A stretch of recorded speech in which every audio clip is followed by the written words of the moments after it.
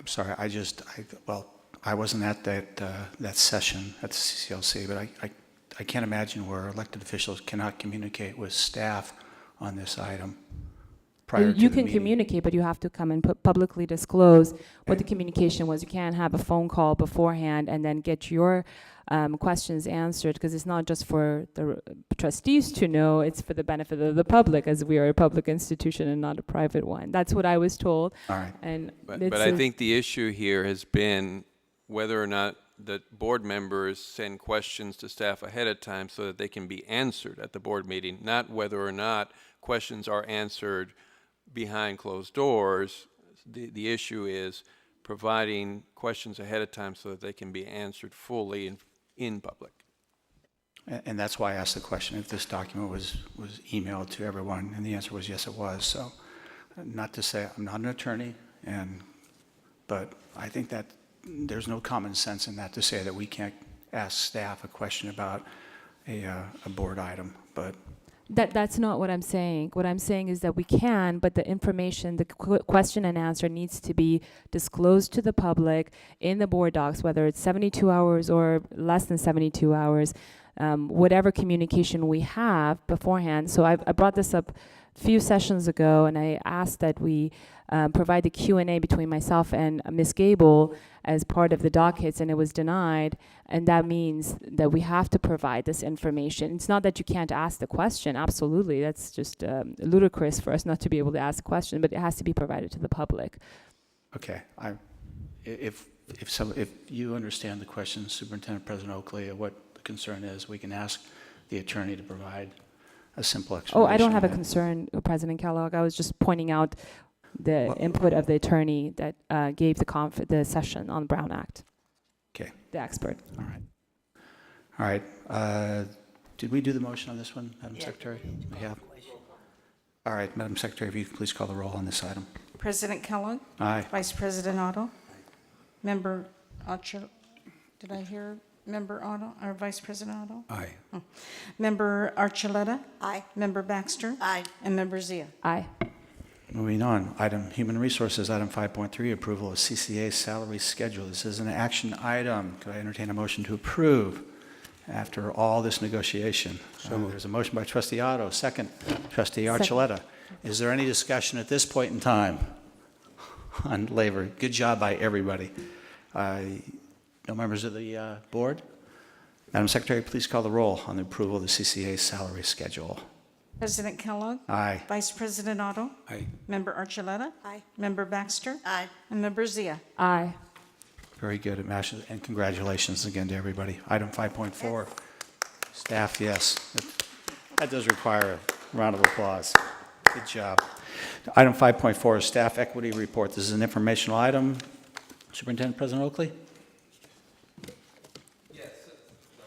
For this, I will turn it over to Vice President Delgadio. Thank you, President Oakley. I am going to join my colleague, Paula Fisher. Paula serves as the co-chair of the Staff Equity Committee. Paula is also a faculty member in the Child Development Center. So as we do every year, we will be presenting this year's annual report to the board on our staff diversity statistics.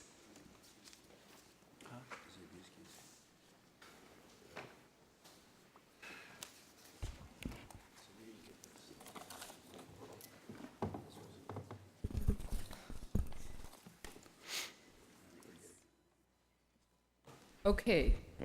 As I said earlier, I'd like to introduce Paula Fisher. She just joined me as the co-chair of the Staff Equity Committee, so thank you, Paula, for being here this evening. Her and I will share the presentation. I'm going to kick it off. As typical, we will be covering the student profile, our hiring demographics, some of the initiatives we are undertaking, and if there are any questions, we're happy to entertain those. So just to give you a perspective, the latest data on our student profile is always interesting because as we find every year, it seems to grow in certain populations. So you can see that by this chart, our largest population of students is among our Hispanic population. We're 53% Hispanic, so there's no doubt that we are a designated Hispanic serving institution. Our Black student population is 14%, Asian 13%. There is a mix of multi-ethnicity of 4%. Our white population is 15%, and then we have an unknown that's unreported at 1%. Now, starting with an overview of our applicant pools and hires, and this is a longitudinal view giving you the last 5 years. What we showcase here for you is what our applicant pool looks like, and then, of course, what our hiring looks like. So for us this time around, the two important columns, of course, it's always interesting to look at the history, but historically what we do is go back for the prior year to give you what the data looks like. But because we're so late in this fiscal year, we wanted to update you on where we were with fall 2014. Now recognize that we're only halfway through the 14-15 year, so you're only going to get half the data. We'll report that again at the end of the fiscal year next year, or at least the full data. But just to give you a perspective with the management recruitments in 13-14, we had a total of 12 hires, and out of that, 42% were diverse. This current fall, up to date, up to this point, from July 1st to current, we've only had 7 hires, and there is no diversity. Essentially, they are all Caucasian. Looking at the classified recruitments, going to the 13-14 year, we hired 91 individuals, 62% of those were diverse, and up to the current date, we have hired 35, and 66% of those are diverse. Now you'll notice that the applicant pool was 69%. Up to this point, it's been 69%, and last year it was 68%, and we had a 62% diverse hiring rate. So pretty close to what the pool looks like. Among our full-time faculty recruitments, last year, 13-14, as you recall, we hired 15 faculty members in spring. Out of the 15, 60% were diverse. Out of the 43 that we just hired, which comes out of the same applicant pool, 42% of them were diverse. With our part-time faculty recruitments, last year in 13-14, we hired 301 part-time faculty members. Out of the 301, 43% were diverse.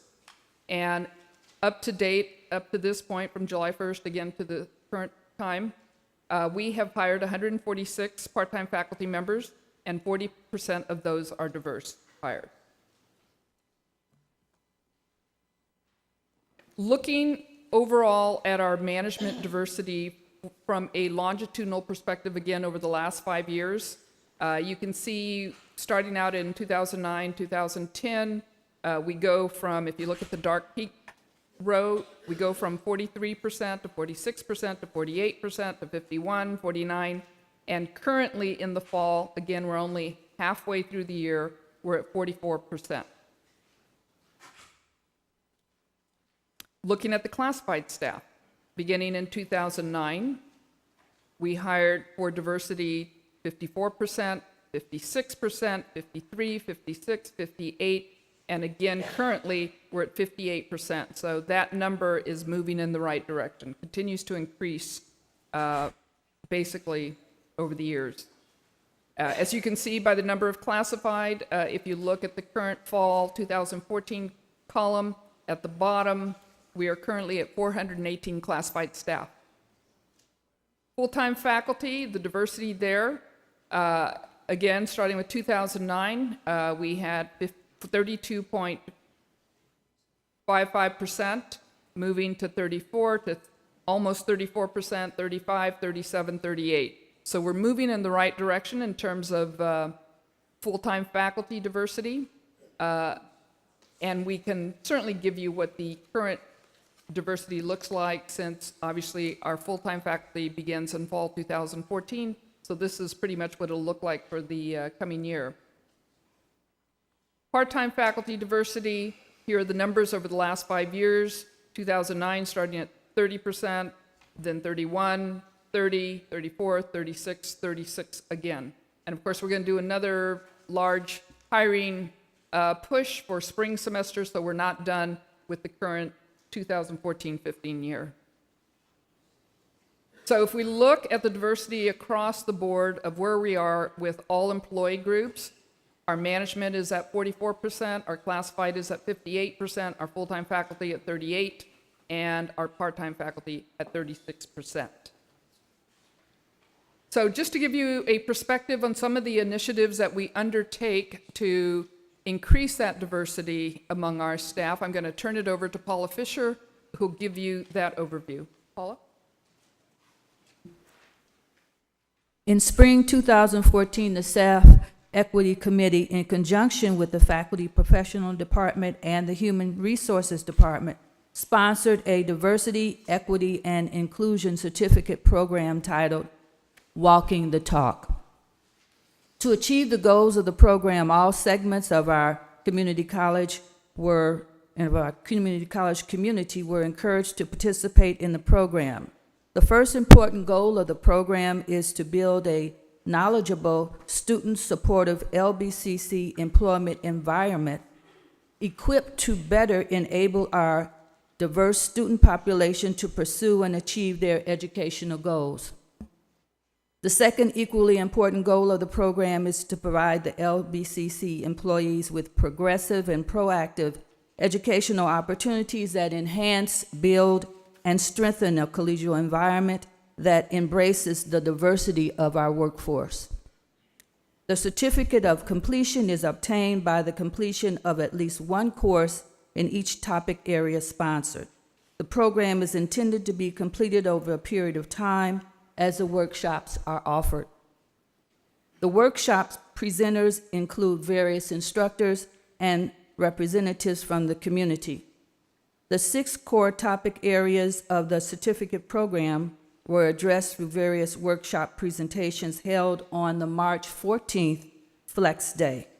The course topics are differing abilities, which was addressed by a workshop aimed at demystifying autism spectrum disorders, and DSPS 2.0, your college resource for accommodations and access services.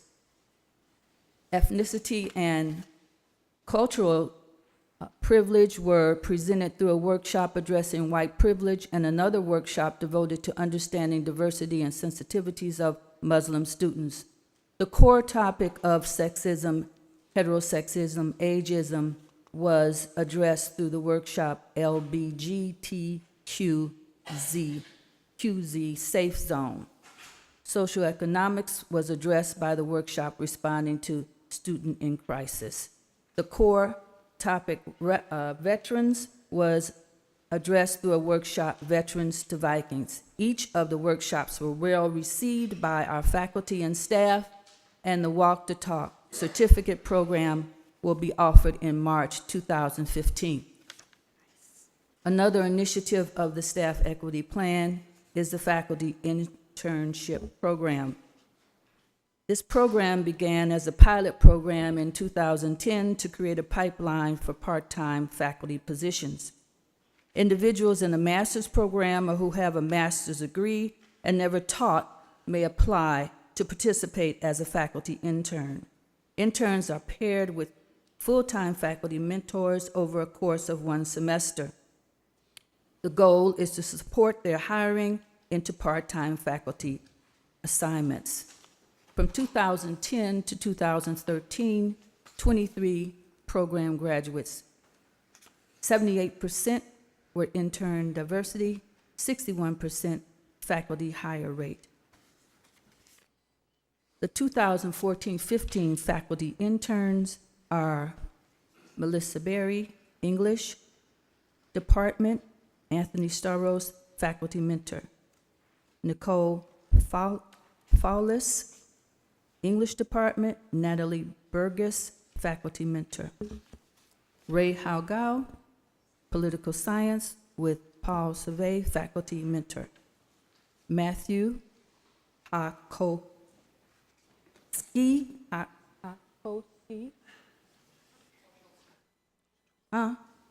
okay. Dr. Stephen Roick, and that is in the history department. Holly C. Fun, I got this practiced out. Wait. Holly She Fullvine. Biology, Christopher Davison, faculty mentor. Sonia U. Ulrich. Anthropology, Dr. Adrian Novotny, faculty mentor. Okay, Carabel Valdelvinos, history, Dr. Stephen Wallach, faculty mentor, and Derek Vu, mathematics, Baji Aman, faculty mentor. Another initiative of the Staff Equity Plan is your Markability Seminar.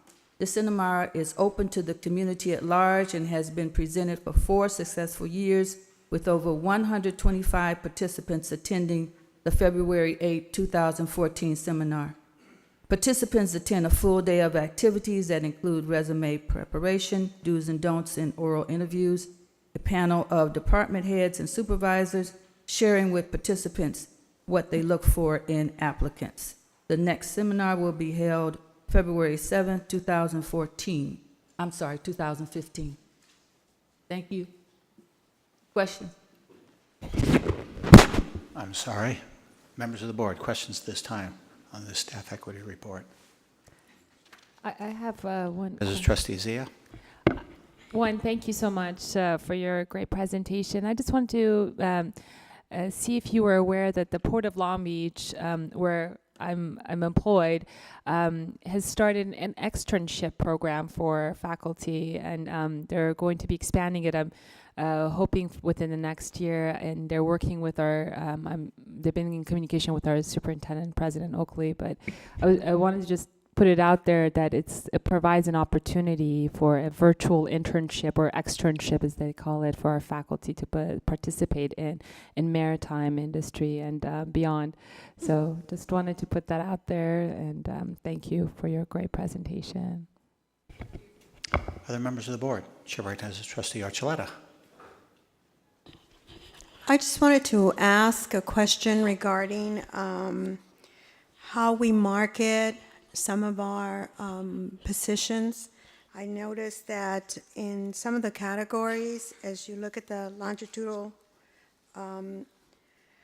data here, we see that in some of the categories, we are going down in terms of the number of applicants.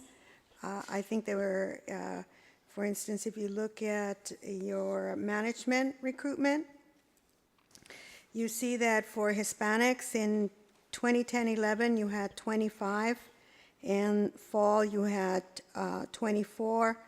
And African American, 39. For fall 2014, you only had 18. And, so on and so forth. So what do we do to market our job opportunities, our employment opportunities? There are a number of avenues that we take. It kind of depends on the industry that we are focused on. So one of the first things that we do is work with the management supervisor to help them identify for us where exactly we should be advertising, depending, again, on the discipline, the industry, et cetera, because obviously we have academic management and we have classified management.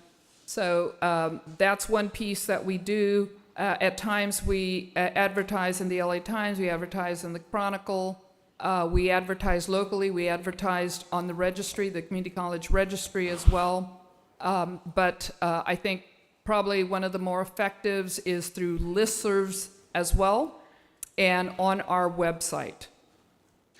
Okay, thank you. Although I do have to applaud the campus, though, because I see here that under faculty, which I think is sometimes the most difficult area to recruit, you have increased the number of particularly Hispanics. And I mention Hispanics because of the demographics, and I know that in relation to the student equity plan, which we're going to talk about next, Right.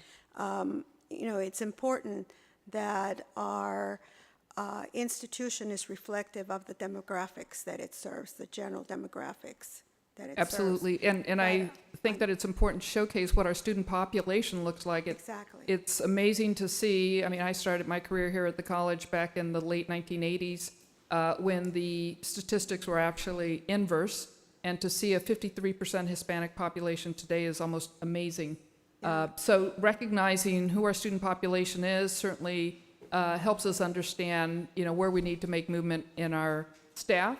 But I want to commend our administrative staff and our faculty and the leadership, because we can see that last spring we hired 60% diverse faculty, and this latest go-around where we hired 43, it was a 42% hiring rate, and that speaks great volume to the type of work that folks are doing out there. Yeah, And we this is- appreciate it. This is great. So, yes, I commend all of you for this great work. And just to see 374 applicants, African-American, that is outstanding, and as well as Hispanic in nation. So that is outstanding. So, yes, that tells us that this is a competitive institution and that faculty want to come here and teach. So that's great. Thank you. Thank you. Thank you. Other members of the board? I will just echo the fact that being here since 2002, being a student in the 1970s, a long time ago in a far-off world, but the effort that has taken place, congratulations to everyone involved. I know when I was elected in 2002, we were still working towards, and this is part of, as we mentioned earlier, I mentioned earlier, student success. Student success is a lot of things to a lot of people, but part of our student success is on our faculty, staff, and the efforts that we've done at this college to address those issues. Everyone should be commended, because we're moving in the right direction for the right reasons, and that is for student success at the end of the day. So it's real impressive to see it. So a job well done, continue the good work, and it's just encouraging to see what's taking place. I only have to say, not that I'm a UCLA person, but it's the only time I've ever seen somebody actually list UCLA as UC Los Angeles. Nobody's ever done an 8 clap with UC Los Angeles, but that must have been a USC person to put it down, because I'll have to talk to my staff about that. of all I don't know people, how they could have gotten that one wrong. of all people, but I was fine with it. I know, but all the people there, very qualified, great to see them, and job well done. Thank you. That's informational item only. If there's no other questions, members of the board, we will move on. Now we're into Academic Senate. This is all now 8.1, 8.2. These are action items. Let me start with getting a motion, then I'll yield the floor. Approval of 8.1. Motion by trustee Otto. Second. On 8.1, second by trustee Zia. And this is new modified courses, degrees. Chair recognizes our Academic Senate, our president. Ms. Kane, you're on. Thank you. As we do periodically, we're bringing forward courses that have gone through the curriculum process. They're either new courses, modified, we used to say change, we now say modified, or inactivated courses or new degree programs. So that's what you have in front of you. Questions, members of the board, at this time on this item? Hearing none, there is a motion and a second. Madam Secretary, please call the roll. President Kellogg, Aye. Vice President Otto, Aye. Member Archuleta, Aye. Member Baxter, Member Zia. Aye. Item 8.2, General Education Plan A requirements. Again, can I entertain a motion to approve this So item? moved. Motion by trustee Zia. Second by trustee Baxter. Discussion. Chair recognizes Academic Senate President Kane. Basically, we moved a course to align it with, in alignment with what other community colleges are doing, and this is for articulation purposes and ease of transfer and ease of understanding of where disciplines belong. Very good. Questions, members of the board, at this time? Seeing none, Madam Secretary, please call the roll on 8.2. President Kellogg, Aye. Vice President Otto, Aye. Member Archuleta, Aye. Member Baxter, Member Zia. Aye. Superintendent President, 9.1, this is Student Equity Plan. This will be an action item, so to begin, I entertain a motion to approve Student Equity Plan. So moved. A motion by trustee Zia, Second. second by trustee Archuleta. Yes, thank you, Board President Kellogg. The student equity plan is new to the board. It's now required to come to the board because much of the funding that's tied up in the categoricals is now tied up to student equity or student equity plans, so this has become a much more important plan. And also due to many of the changes that have been going on in the community colleges for a number of years with regard to the Student Success Initiative. And of course, Long Beach has always taken a leadership role in pushing for these changes. So 9.1, we will present our student equity plan, and I know we've lost our two vice presidents, so who is going to give the student equity plan? Aha, there she is, Karen Rothstein. Come on up. And just for the record, we didn't actually lose them. There was a pinning ceremony this evening for the nursing, and I know that Vice President Long headed to that. Yes, because we have missed the beginning of the pinning ceremony, unfortunately, I asked Dr. Long to make sure and represent us. Good clarification. Good evening. My name is Karen Rothstein. I am the Student Equity Coordinator and the Associate Dean of Student Success. Hello, I'm Shauna Hageman. I'm the Faculty Co-Chair of the Student Success Committee and a counselor in Disabled Students Programs and Services. And we are here today to talk to you about the Student Equity Plan. The background, just a little background of the Student Equity Plan. There has been a requirement for student equity plans for community colleges since 1996. But it's only recently in the last Budget Act that the governor gave basically $70 million. It's the first time there really is dedicated funding specifically for, specifically to address student equity issues. So it's a really exciting time for California community colleges and for Long Beach City College.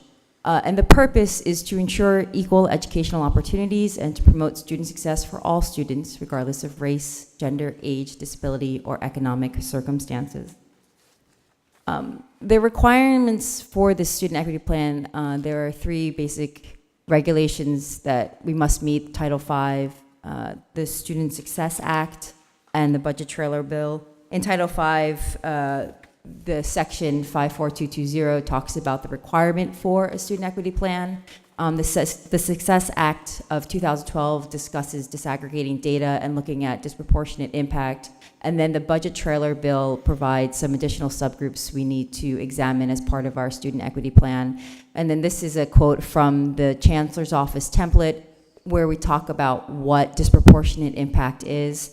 And this is where we're talking about differences between groups and their achievements of certain educational outcomes. There are several subgroups and indicators we are required by the Chancellor's Office to look at. The equity subgroups, the first 3 were ethnicity, gender, and age. And then the rider, that trailer bill, added students with disability, economically disadvantaged students, veterans, and foster youth. And it's important to note that we aren't limited to this. This is what will be in the plan. However, our first year, we really are going to be focusing a lot on additional research and looking at, by department, something that came up just in the conversations that our faculty had who were a part of the writing work group, and these conversations on Canvas, for example, were females in the CTE programs, that we want to look at those individuals. So again, this is just our starting point. As we do additional research throughout this 3-year plan, we will drill down and look at things that are particularly salient to Long Beach City College students. And as long as we provide that explanation in our annual reports to the Chancellor's Office, we're good to go. So again, this is our starting point, not our end point when it comes to the equity subgroups. And then the student equity indicators, these are also as dictated by the Chancellor's Office. Access, this is where we're looking at how we are getting students to Long Beach City College. Course completion rates, these are credit courses and the rates of completion A, B, C, or better. Basic skills progress in English, math, and ESL. This is where we're looking at students whose first course is at a basic skills level, and within 6 years, do they make it to the transfer level? certificate completion, CTE certificates, degree completion, and transfer. And again, if we feel there are other indicators that we are important to look at, we have that flexibility, and we will continue to do that research over the course of the 3-year plan. So the big question that often comes up when people look at the student equity plan is exactly what is disproportionate impact and how do we calculate it? This is basically the comparison of access or outcome achievement rates of all groups to that of a reference group. Now, the reference group is most often the highest performing group. However, if you have reasons to think that another group would be a more salient group to use as the reference group, this is the group we want everyone to sort of get to.